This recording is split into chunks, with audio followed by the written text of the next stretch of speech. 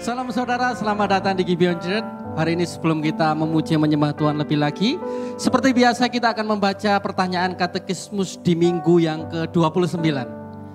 Saya akan membacakan pertanyaannya, nanti saudara akan membacakan jawabannya, dan nanti kita sama-sama akan membaca ayat firman Tuhan.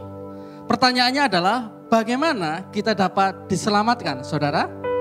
Hanya dengan iman dalam Yesus Kristus dan melalui kematian penebusannya di kayu salib yang menggantikan kita, sehingga meskipun kita bersalah karena tidak mentaati Allah dan masih cenderung kepada yang jahat, Allah tanpa hasil usaha kita sendiri, tetapi oleh kasih karunia-Nya semata menghubungkan kita dengan kebenaran Kristus yang sempurna ketika kita bertobat dan percaya kepadanya. Efesus pasal 2 ayat yang ke-8 sampai yang ke-9. Sebab karena kasih karunia kamu diselamatkan oleh iman. Itu bukan hasil usahamu, tetapi pemberian Allah. Itu bukan hasil pekerjaanmu. Jangan ada orang yang memegahkan diri. Silakan duduk kembali.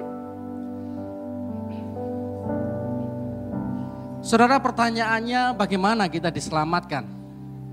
Saudara, kita diselamatkan atau menerima keselamatan karena Allah memberi iman kepada kita. Memberi iman. Jadi iman itu Allah yang memberi. Dan iman itu adalah sarana untuk kita bisa percaya kepada objek iman kita, yaitu Yesus. Iman juga adalah sarana untuk supaya kita disatukan dengan Yesus. Itulah iman. Saudara, untuk kita menerima keselamatan tidak perlu iman yang besar. Terkadang orang berkata, Tuhan berikan iman yang besar. Tetapi untuk supaya kita menerima keselamatan, kita perlu iman yang benar. Apakah iman yang benar itu? Saudara, iman yang benar adalah pada waktu kita percaya bahwa Yesus adalah Sang Firman Allah. Sang Firman itu berinkarnasi menjadi manusia. Dia mati menggantikan kita, menebus setiap kesalahan dosa kita. Dan pada hari yang ketiga dia bangkit dari kematian untuk mengalahkan maut. Itulah iman yang benar. Jadi yang menyelamatkan kita itu bukan iman kita, tetapi objek dari iman kita, yaitu Yesus Kristus. Itulah yang menyelamatkan kita. Saudara, saya mempunyai sebuah ilustrasi seperti ini. Saudara pernah lihat atau mungkin saudara pernah datang di sebuah jembatan yang terbuat dari kaca? Biasanya jembatan ini dibangun di antara tebing yang satu dengan tebing yang lain. Dan pada waktu orang berjalan di situ, pada waktu dia melihat ke bawah, itu dia bisa melihat sebuah jurang yang sangat dalam, yang sangat mengerikan mungkin. Atau mungkin ada sebuah sungai yang sangat besar dengan aliran arus sungai yang sangat besar. Itu sangat luar biasa pada waktu orang berjalan di situ. Saudara, pada waktu kita berjalan di tempat seperti itu, di jembatan kaca itu, ada dua tipe orang. Orang yang pertama, mungkin dia takut ketinggian. Pada waktu dia melihat ke bawah, mungkin dia gemetar sekali karena dia takut. Mungkin dia bisa berteriak-teriak karena dia ketakutan. Dia takut kalau dia jatuh, dia takut kalau jembatan ini roboh. Tapi akhirnya dia bisa sampai ke ujung jembatan. Atau orang yang kedua, tipe orang yang kedua, mungkin dia tidak takut berjalan di jembatan kaca ini. Dia jalan santai aja. Mungkin dia bisa berlari-lari atau mungkin dia bisa melompat-lompat. Tapi dia juga nyampe. Dari ilustrasi ini kita bisa belajar bahwa bukan ketakutan orang itu atau bukan keberanian orang itu supaya dia bisa nyebrang jembatan kaca itu. Tetapi yang membuat mereka selamat itu adalah ketebalan kaca itu. Yang membuat mereka selamat itu adalah fondasi dari kaca itu. Bukan tentang ketakutan mereka atau bukan tentang keberanian mereka. Demikian juga kekristenan, demikian juga keselamatan kita. Bukan tergantung iman kita, karena iman itu pemberian. Tetapi tentang apa yang sudah Yesus lakukan di dalam hidup kita. Itulah yang menyelamatkan kita.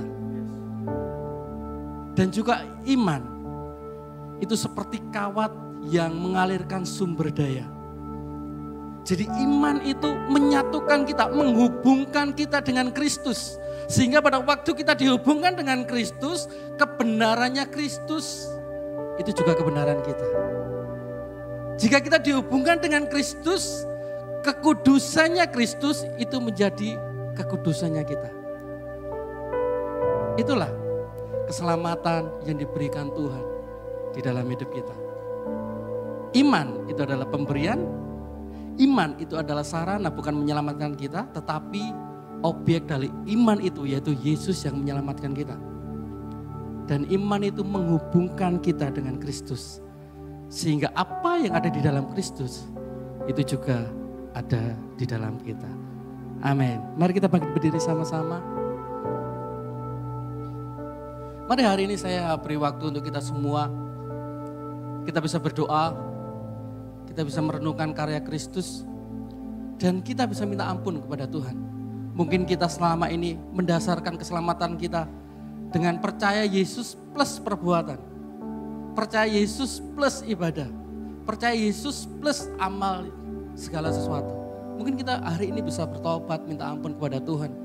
Karena iman yang benar, kita hanya percaya kepada Yesus. Mari tundukkan kepala kita berdoa.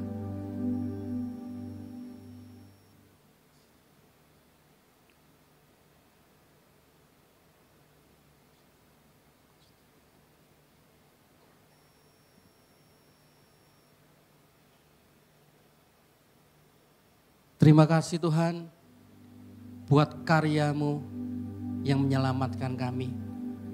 Terima kasih untuk pemberian iman, sehingga kami bisa berkata bahwa Yesus adalah Tuhan dan Juru Selamat kami. Terima kasih untuk iman yang menghubungkan kami dengan Kristus, sehingga apa yang ada di dalam Kristus itu menjadi bagian kami. Dan pada hari ini kami minta ampun jika kami masih mengandalkan kekuatan kami untuk supaya kami bisa selamat, untuk supaya kami bisa bersatu dengan Allah. Kami tahu segala setiap kelemahan kami, ampuni kami Tuhan. Ampuni kami. Kami bersyukur untuk hari ini. Dalam nama Bapa, Putra, dan Roh Kudus.